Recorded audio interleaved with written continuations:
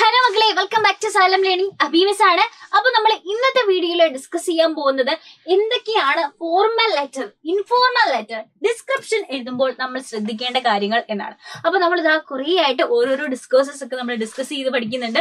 അതേപോലെ തന്നെ ഒരു ഇൻഫോർമൽ ലെറ്റർ എന്ന് പറഞ്ഞാൽ എന്താണ് മക്കളെ? അതായത് നമ്മൾ ഫ്രണ്ട്സിന് എഴുതുന്ന കത്ത്, അല്ലെങ്കിൽ അച്ഛനും അമ്മയ്ക്കും ഒക്കെ എഴുതുന്ന കത്ത് എന്താണ്? ഇൻഫോർമൽ ലെറ്റർ ആണ്. നമ്മുടെ ക്ലോസ് ആയിട്ടുള്ള ആൾക്കാർക്ക് നമ്മുടെ എഴുതുന്ന കത്താണ് നമ്മുടെ ഇൻഫോർമൽ ലെറ്റർ.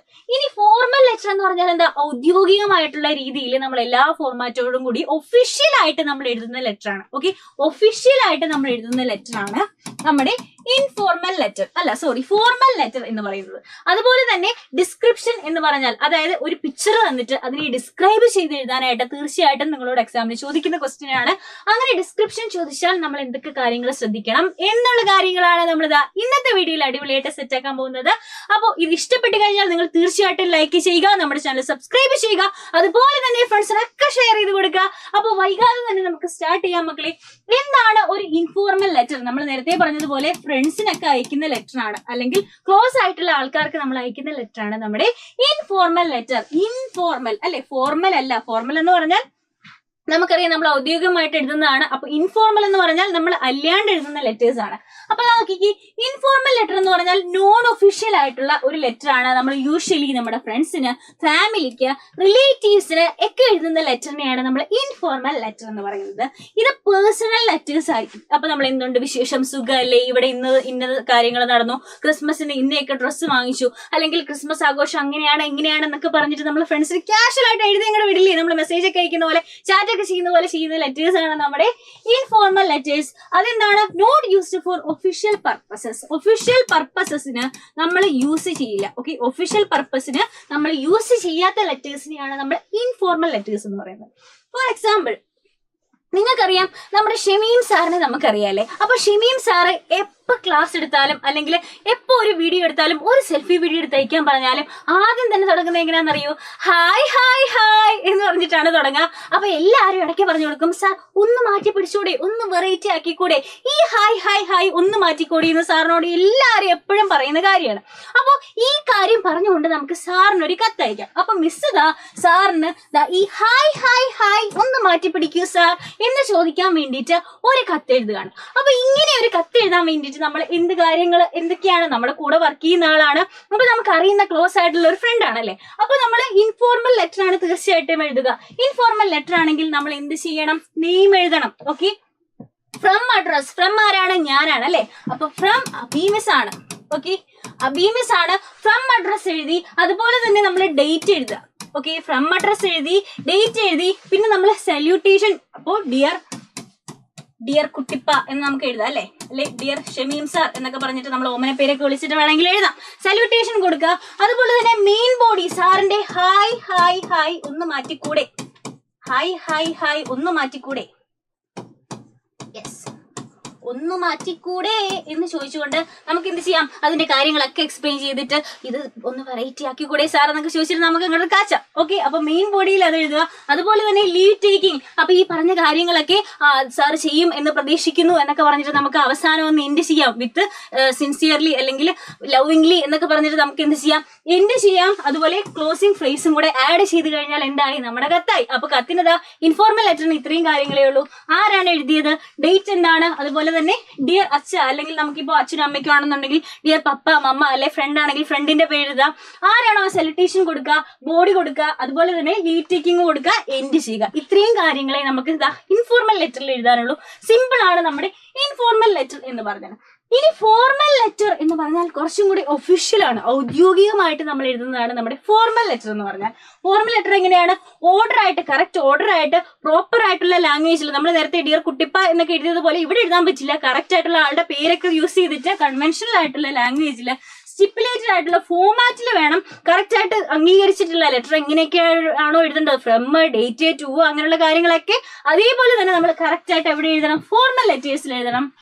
മാത്രമല്ല ഒഫീഷ്യൽ പർപ്പസസിന് മാത്രമാണ് നമ്മൾ ഇതാ ഫോർമൽ ലെറ്റേഴ്സ് യൂസ് ചെയ്യുന്നത്. ഇപ്പൊ നമുക്ക് മാനേജർക്ക് ഒരു കത്ത് എഴുതണം, അല്ലെങ്കിൽ നമ്മുടെ ചീഫ് മിനിസ്റ്റർക്ക് ഒരു കത്ത് എഴുതണം, അതല്ലാന്നുണ്ടെങ്കിൽ പ്രിൻസിപ്പാളിന്റെ കത്ത് എഴുതണം, സ്കൂളിലേക്കോ കോളേജിലേക്കോ അല്ലെങ്കിൽ എഡിറ്റർക്കോ ഒക്കെ കത്ത് എഴുതണമെന്നുണ്ടെങ്കിൽ നമ്മൾ എന്ത് ചെയ്യണം? നമ്മളിതാ അപ്പൊ ഫോർമലായിട്ട് ലെറ്റർ എഴുതിയേ പറ്റുള്ളൂ. അപ്പൊ ഇതേ സാധനം തന്നെ നമ്മൾ ഷമീം സാറിനോട് ഇതാ അപേക്ഷിച്ചു, നമ്മൾ പറഞ്ഞു കൊടുത്തു, എന്നിട്ടും സാർ അത് മാറ്റുന്നില്ല.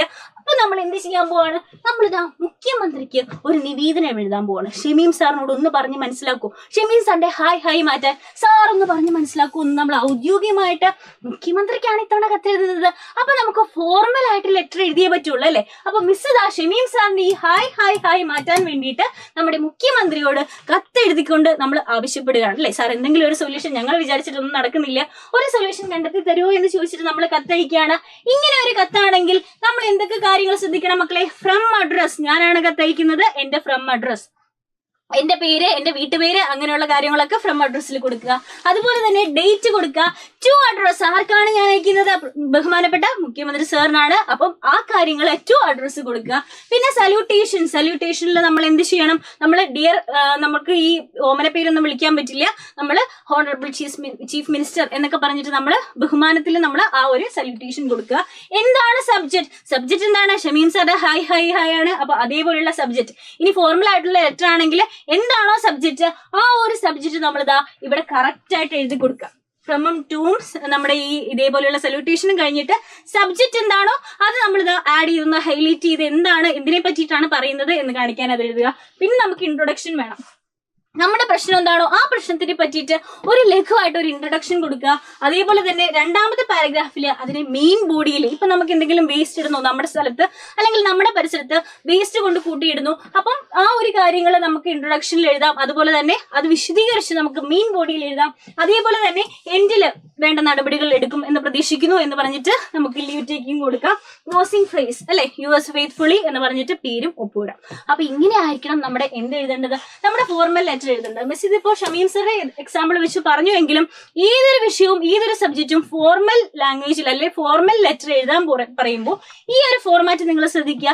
ഈ ഒരു ഫോർമാറ്റിലായിരിക്കണം നമ്മൾ എന്ത് എഴുതേണ്ടത്? ഫോർമൽ ലെറ്റർ എഴുതേണ്ടത്. അപ്പൊ ഒരു ലെറ്റർ എഴുതാൻ നമ്മളോട് ക്വസ്റ്റ്യൻ ചോദിച്ചാൽ അത് ഫോർമൽ ലെറ്റർ ആണോ ഇൻഫോർമൽ ലെറ്റർ ആണോ എന്ന് നമ്മൾ മനസ്സിലാക്കുക. അതനുസരിച്ച് നമ്മൾ അടുത്ത ഫ്രണ്ട്സിനും റിലേറ്റീവ്സിനും അറിയാവുന്ന ആൾക്കാർക്കൊക്കെയാണ് ഫോർമൽ ലെറ്റർ അയക്കുന്നത്. ഇൻഫോർമൽ ലെറ്റർ അയക്കുന്നത് ഫോർമൽ ലെറ്റേഴ്സ് നമ്മൾ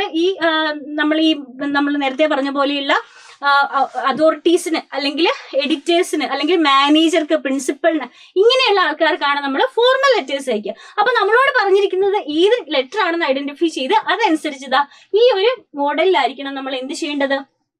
ലെറ്റർ എഴുതേണ്ടത്. ഇതേപോലെയുള്ള ഒരു ഫോർമൽ ലെറ്ററിന്റെ ഒരു മോഡലാണ് മിസ് തന്നിരിക്കുന്നത്. ഇവിടെ ഫ്രം അഡ്രസ്, ഡേറ്റ് ഉണ്ട്, അതുപോലെ തന്നെ ടു അഡ്രസ് ഉണ്ട്, പിന്നെ സല്യൂട്ടേഷൻ ഉണ്ട്. സബ്ജക്ട് നമ്മൾ കറക്റ്റ് ആയിട്ട് കൊടുത്തിട്ടുണ്ട്. പിന്നെ ആദ്യം ഒരു ഇൻട്രൊഡക്ഷൻ കൊടുത്തിട്ടുണ്ട്, പിന്നെ നമ്മൾ ഡീറ്റെയിൽ ആയിട്ട് കൊടുത്തിട്ടുണ്ട്, പിന്നെ നമ്മൾ ലീവ് ടേക്കിംഗ് ഉണ്ട്, പിന്നെ ക്ലോസിംഗ് ഫ്രേസ് ഉണ്ട്. ഓക്കെ, അപ്പൊ ഇത്രയും കാര്യങ്ങളിലാണ് നമ്മൾ എന്ത് ചെയ്യേണ്ടത്? നമ്മളിതാ ഫോർമൽ ലെറ്റർ എഴുതേണ്ടത്. അപ്പൊ ഫോർമൽ ലെറ്ററും ഇൻഫോർമൽ ലെറ്ററും നമ്മൾ പഠിച്ചു. ഇനി നമുക്ക് പഠിക്കാനുള്ളത് എന്താണ്? ഡിസ്ക്രിപ്ഷൻ ആണ്. ഒരു പിക്ചർ തന്നിട്ട് അതിനെ വിശദീകരിക്കുക, അതിനെ ഡിസ്ക്രൈബ് ചെയ്ത് എഴുതാൻ നമ്മളോട് തീർച്ചയായിട്ടും എക്സാമിന് ചോദിക്കുന്ന ഒരു ക്വസ്റ്റ്യൻ ആണ്. അങ്ങനെ ഒരു പിക്ചർ തന്നു കഴിഞ്ഞാൽ മക്കളെ ഇതാ ഇവിടെ നോക്കിക്കേ, ശ്രീഭാവ മിസ് ഇങ്ങനെ നിന്നിട്ട് ചായ കുടിക്കുന്ന അല്ലെങ്കിൽ കാപ്പി കുടിക്കുന്ന ഒരു പിക്ചറാണ്. ഈ ഒരു പിക്ചർ നിങ്ങൾ മക്കളെ ഒന്ന് സൂക്ഷിച്ച് നോക്കിക്കേ. ഇവിടെ ശ്രീഭാവ മിസ്സിന്റെ കയ്യിൽ എന്തുണ്ട്? ഒരു വെള്ള കപ്പ് ഉണ്ട്. പിന്നെ എന്താണ്? ഒരു ഇളിഞ്ഞ എക്സ്പ്രഷൻ ഉണ്ട്. നോക്കിക്കേ, ഇങ്ങനെ ഒരു എക്സ്പ്രഷൻ ഉണ്ട്. മിസ് ഒരു ബ്ലാക്കിൽ വൈറ്റ് ഡോട്ടുള്ള ഒരു ഡ്രസ്സാണ് ഇട്ടിരിക്കുന്നത്. കയ്യിൽ വാച്ച് ഉണ്ട്, ബ്ലാക്ക് മുടിയാണ്, എക്സ്പ്രഷൻ കുറച്ച് സങ്കടപ്പെട്ടിട്ടുള്ളതാണ് എന്നൊക്കെ ഈ ഒരു പിക്ചറിനെ നമുക്ക് ഡിസ്ക്രൈബ് ചെയ്തത് അല്ലെ? അപ്പൊ ഈ ഒരു പിക്ചറിനെ നമ്മൾ വിവരിച്ചതുപോലെ നിങ്ങൾക്ക് ഏതൊരു പിക്ചറാണോ വിവരിക്കാൻ തരുന്നത് ആ ഒരു പിക്ചറിനെ നിങ്ങൾ നോക്കുക. ആ ഒരു പിക്ചറിൽ എന്തൊക്കെ കാണുന്നുണ്ട് ആ കാര്യങ്ങൾ വിവരിച്ചത് മാത്രം എഴുതിയാൽ മതി നമ്മൾ പിക്ചർ ഡിസ്ക്രിപ്ഷനിൽ. അതൊന്നും കൂടെ ശ്രദ്ധിച്ചു കഴിഞ്ഞാൽ ഇവിടെ നോക്കിക്കേ, ശ്രീഭാമ മിസ്സും കൂടെ നിൽക്കുന്ന ഒരു പിക്ചറാണല്ലേ. ഇവിടെ നോക്കിക്കഴിഞ്ഞാൽ മക്കളെ നോക്കിക്കേ, നിങ്ങൾക്ക് രണ്ട് സുന്ദരികളെ കാണാം. കണ്ടോ? മിസ് ഒരു റെഡ് പൊട്ട് തൊട്ടിട്ടുണ്ട്. ശ്രീഭാമ മിസ്സിന്റെ ഫോൺ ഉണ്ട്. അതുപോലെ നമ്മൾ കാട്ടിലാണ് നിൽക്കുന്നത്. ഇങ്ങനെയുള്ള കാര്യങ്ങളൊക്കെ വിശദീകരിച്ച് ഡിസ്ക്രൈബ് ചെയ്ത് നമുക്ക് എഴുതാം. ഇതുപോലെ ഏതൊരു പിക്ചർ തന്നാലും നിങ്ങൾ എന്ത് ചെയ്യുക? ആ പിക്ചറിലുള്ള എല്ലാ മൈന്യൂട്ട് ഡീറ്റെയിൽസും അതിന്റെ മെസ്സേജ് എന്താണ്, അല്ലെങ്കിൽ ആ ഒരു പിക്ചർ കൊണ്ട് എന്താണ് ഉദ്ദേശിക്കുന്നത്, ഇതൊരു അടിപൊളി പിക്ചറാണ് എന്നൊക്കെ പറഞ്ഞിട്ട് നിങ്ങൾക്ക് എന്ത് ചെയ്യാം? അതിലുള്ള ഡിസ്ക്രിപ്ഷൻസ് കണ്ടിന്യൂ ചെയ്യാം, കംപ്ലീറ്റ് ആയിട്ട് എഴുതാം. ഇങ്ങനെയാണ് നമ്മൾ പിക്ചർ ഡിസ്ക്രിപ്ഷൻ എഴുതേണ്ടത്. അപ്പൊ എങ്ങനെയാണ് ഫോർമൽ ലെറ്ററും ഇൻഫോർമൽ ലെറ്ററും ഡിസ്ക്രിപ്ഷൻ എഴുതേണ്ടത് എന്ന് അടിപൊളിയായിട്ട് നിങ്ങൾക്ക് മനസ്സിലായി എന്ന് വിശ്വസിക്കുന്നു. അപ്പൊ എക്സാമിന് എങ്ങനെ ക്വസ്റ്റ്യൻസ് ചോദിച്ചാലും ഇതേ ഫോർമാറ്റിൽ എഴുതുക, സെറ്റ് ആയിട്ട് അടിപൊളിയായിട്ട് മാർക്ക് വാങ്ങിക്കുക. അപ്പൊ ഇതുപോലെയുള്ള വീഡിയോസ് ആയിട്ട് നമുക്ക് ഇനിയും കാണാം. അതുവരെ ചാച്ചാ ബൈ ബൈ, ടേക്ക് കെയർ.